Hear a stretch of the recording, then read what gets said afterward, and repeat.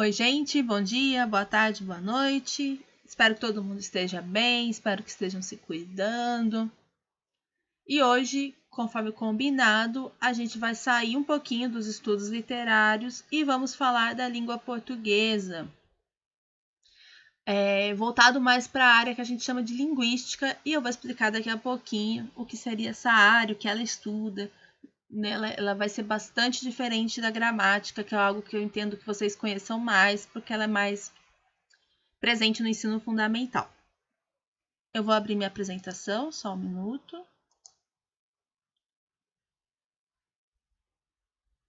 Vou tirar um negocinho daqui. Então, o nosso foco hoje vai ser a língua portuguesa. Entender o que é língua, entender o que é linguística, qual a diferença de língua para idioma. E também vamos falar um pouquinho do surgimento do nosso idioma, de como ele surgiu. Eu meio que já adiantei, né, o que é linguística, a gente vai aprender hoje, o que é linguagem, o que é língua, o surgimento da língua portuguesa e o que é idioma. Qual que é a diferença de uma língua para um idioma? Então, começando pela linguística, né, que é essa área da qual os nossos assuntos de hoje fazem parte. A linguística é uma ciência que ela estuda a linguagem humana e os aspectos que a gente chama de fonético, morfológico, sintático, semântico, social e psicológico. Dando alguns exemplos. Por exemplo, na linguística, a gente entende as diferenças de sotaque, por que eles ocorrem, que são as pronúncias diferentes, os dialetos, né, que vai entrar junto com as pronúncias das palavras, né? Por que no sul se fala aipim, no sudeste se fala mandioca, no nordeste se fala macaxeira, para a mesma planta. Outros aspectos que a gente estuda é também a ordem das palavras, né? Numa frase, por exemplo, o português de Portugal usa a ordem das palavras na frase de um jeito um pouco diferente que a gente. Os adjetivos, como eles colocam, acaba sendo um pouco diferente. O inho, que é o nosso diminutivo, né? Painho, mainha, não aparece no português de Portugal, por que isso ocorre? Os aspectos sociais da língua. Por exemplo, por que há, além dessas diferenças de sotaque, mas por que há muitas vezes uma diferença até no linguajar, né, de determinadas classes sociais? Por que a periferia acaba falando diferente da cidade, que fala diferente de quem mora no campo? E o psicológico é a formação da linguagem, né? O qual é importante a gente constituir uma linguagem para que a gente entenda o nosso mundo. Vocês conseguem imaginar que quando a gente não sabe se expressar, a gente não consegue entender boa parte do mundo em que a gente vive? Né? Se a gente não tem uma constituição de linguagem, de se comunicar com os outros, então a importância da linguagem, da língua, né, para praticamente tudo. A gente não consegue, você só pensa, né? Pensa, por exemplo, numa determinada situação, amanhã eu tenho que fazer determinada tarefa. Porque você consegue formar essa frase, esse enunciado que a gente chama na sua cabeça, por meio da linguagem. Então, você não consegue imaginar no amanhã sem ter a concepção da palavra alemã, amanhã na sua mente. Tá? Então, por isso a importância da linguagem, e a linguística vai estudar todos esses fenômenos. Eu dei alguns exemplos, mas aqui tem outro. Por exemplo, a criança fala diferente de um adulto. E isso é o foco de estudos também da linguística. Por que a criança se expressa diferente de um adulto? Tem muitas formas de falar, a gente vai perdendo com o passar do tempo. Por que isso ocorre? E o exemplo da mandioca, do aipim, da macaxeira, que eu já havia falado. Então, a linguística vai ser essa área, essa ciência que vai estudar o fenômeno da língua, o fenômeno da linguagem, o fenômeno de se comunicar com o outro. É uma ciência muito ampla, muito que vai acabar também precisando de outras áreas, como a psicologia, a sociologia, para que ela se alimente e vice-versa. Sendo assim, a gente vai para o nosso primeiro conceito de linguística, que é entender o que é linguagem. Linguagem é um meio de comunicar ideias, sentimentos, através dos signos convencionais, que a gente pode, né, colocar aqui como as palavras na linguística são chamadas de signo, que seria, né, mais ou menos como sinais, a tradução, se a gente fosse pensar assim. Ou também através de sons, né, da fala ou de uma buzina. Por exemplo, quando eu buzino para alguém, eu estou usando uma determinada linguagem, que é para sair da frente, dá licença. Ou então sinais gráficos, muitas vezes também né, de desenho, quando o ser humano ainda não usava a escrita, mas ele já desenhava, ele já se comunicava, as pinturas rupestres, por exemplo. Os gestos, a expressão corporal também vai entrar na linguagem. Um gesto, quando eu aponto para alguém, também faz parte da linguagem. Então, a linguagem é sempre quando eu uso algo para me comunicar com alguém. Eu dei outros exemplos, mas aqui eu coloquei mais. Por exemplo, a dança é um tipo de linguagem corporal. Eu estou querendo passar sentimento, estou querendo passar algo com aquela dança. A música, os gestos, a mímica, a expressão facial, a expressão corporal. Quando eu faço um olhar, né, para um amigo meu, uma determinada fofoca, digamos assim, é linguagem. Então, a linguagem ela tem um aspecto bastante amplo. Sempre que eu quero me comunicar com alguém, de qualquer forma, a forma que eu encontro de me comunicar, né, assobiando, buzinando, piscando, chamando com a mão, eu estou usando da linguagem. Agora eu vou falar para vocês sobre a Libras, a língua brasileira de sinais, que aqui, na verdade, é uma observação, um adendo da aula, que é um erro que as pessoas cometem bastante, que é chamar a língua brasileira de sinais de linguagem de sinais. E a Libras não é uma linguagem, a Libras é uma língua. Ah, mas qual que é a diferença? Na língua, a gente tem um conjunto de códigos e signos, né? Códigos são, posso chamar as estruturas que eu tenho que seguir para formar minha frase, signo, as palavras. No caso da Libras são sinais mesmo, porque são sinais manuais, que é usado por essa comunidade. Então, tem esse conjunto que essa comunidade usa para se comunicar. Então, a Libras ela entra como uma língua por causa disso. Né? Os sinais e até mesmo as formas de usar esse sinal, não posso fazer esse sinal a esmo. Acaba constituindo que eu tenho uma língua de sinais. Não é uma língua de palavras, como as que as pessoas ouvintes usam, mas é uma língua que vai usar os sinais, no lugar dessas palavras faladas, no caso. A língua, diferentemente da linguagem, ela possui um sistema de regras, que também vai ter na Libras. Eu tenho uma ordem que eu tenho que usar aqueles sinais, como a gente tem uma ordem, uma regra para seguir na língua portuguesa. Eu digo, João foi à feira, porque essa é uma regra que eu tenho que seguir na nossa gramática. Eu não digo feira foi a João, ou foi João feira A. Não falo isso. É uma regra que eu tenho que seguir e que a gente vai aprendendo conforme vai aprendendo a língua. Mesmo sem saber que aquilo é gramática, que é na gramática que estão as nossas maior conjunto de regras, a criança vai internalizando aquilo conforme vai aprendendo a língua. E assim como a língua portuguesa tem, a língua brasileira de sinais também tem esse sistema de regras, onde vai indicar como, né, eu uso sinais, né, o sujeito, o predicado, é a mesma situação. Né? Como que eu me expresso? Mas tem regras para seguir.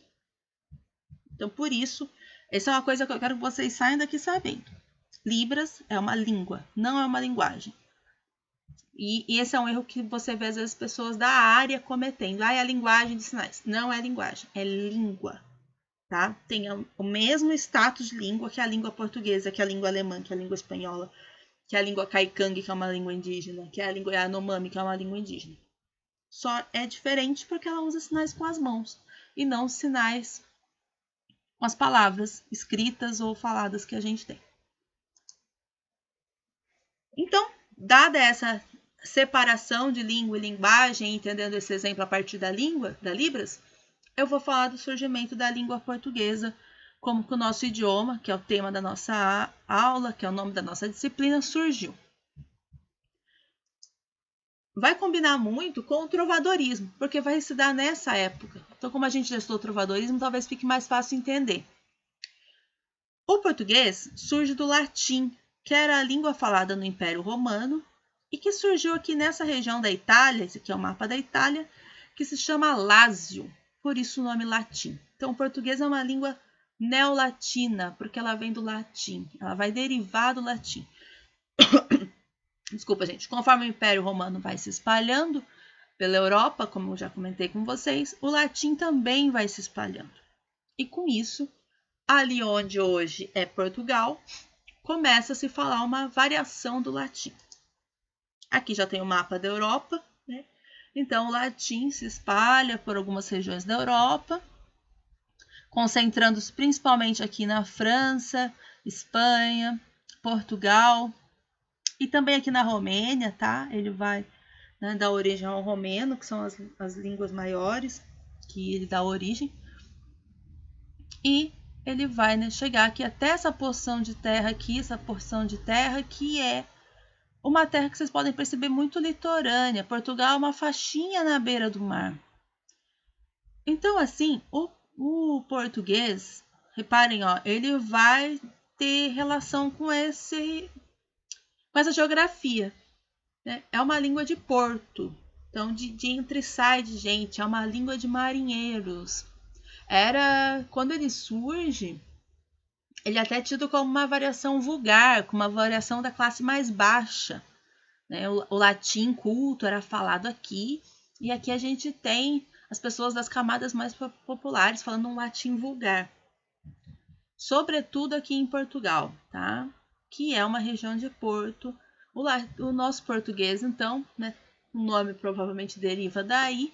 É uma língua de marinheiros, é uma língua de gente beira-mar. Outra questão que vai pesar muito no português é a influência árabe. E eu adoro essa parte. Mesmo ela não estando no livro de vocês, eu gosto de falar. Porque ela é muito forte na nossa língua, embora a gente não saiba, né, quase. Então, os países árabes são esses aqui que estão no mapa, né, principalmente aqui dessa região, onde a gente tem a Arábia Saudita, Iraque, Síria. E no momento em que o árabe vai influenciar o nosso idioma, ó, Portugal está aqui nessa faixinha aqui, tá vendo? E aqui é a Espanha. Eles não eram países como a gente conhece hoje, mas eram, né, os povos árabes da época. E o que vai acontecer? Eles vão invadir a Europa em determinado período. Uma invasão que a gente vai chamar de invasão dos mouros. E com isso, vão acabar convivendo anos ali e vai acabar tendo muitas influências na arquitetura, né? Quem vai à Espanha, Portugal, acaba tendo bastante traços da arquitetura árabe, que é toda rebuscada, bonita. E também no linguajar, nas palavras. Na língua portuguesa, essa maior influência está refletida nas palavras que começam com al, que nem alface, álcool, algodão, alfazema. Esse al seria equivalente aos nossos artigos, o e a. Só que, né, nessas palavras eles vão meio que se juntar ali e formar uma palavra única, né? Alface, por exemplo. Então, a grande maioria das palavras da língua portuguesa que começa com al, são de origem árabe. Como eu já falei, alface, alfazema, alquimia, algodão, álcool. O que mais que tem, gente? Ó, um adendo bem importante. Alfabeto não, tá? Alfabeto vem do grego, que são as letras, né? O latim também vai ter muita influência do grego. Então, alfabeto não é, tá? Mas as outras, a grandíssima maioria, se a gente for pesquisar a etimologia, que é a ciência que estuda a origem das palavras, as de al, na língua portuguesa, vão ter origem árabe. Isso é muito legal, né? Porque é algo que a gente não imagina o quanto essa civilização, que na época era bastante avançada, vai estar influenciando o nosso idioma. E, por exemplo, também outras palavras, né, mais relacionadas ao contexto das coisas que vão surgir. Por exemplo, o café. O café é uma planta que vem ali da região da Arábia Saudita. Tanto que o café chama café arábica. Então, o café também é uma palavra de origem árabe. Sheik, aqueles sheiks árabes e tal. Então, algumas palavras, né, relacionadas ao contexto. Mas as com al presenças que iniciam com al tem presença bastante forte no nosso idioma, dessa influência árabe. A gente tem hoje vários países que falam português devido à colonização portuguesa, né? Portugal, depois que se constitui, se consolida como um país falante de português e com o nome Portugal, né? Vai ter o período que eles vão chamar de grandes navegações, que a gente vai estudar também na literatura, e com isso Portugal vai colonizando, né? Se instalando em outros locais do mundo, e com isso levando a língua portuguesa. Então a gente tem Angola, Brasil, Cabo Verde, Guiné-Bissau, Macau, Moçambique, a própria Portugal, São Tomé e Príncipe, Timor-Leste e Goa.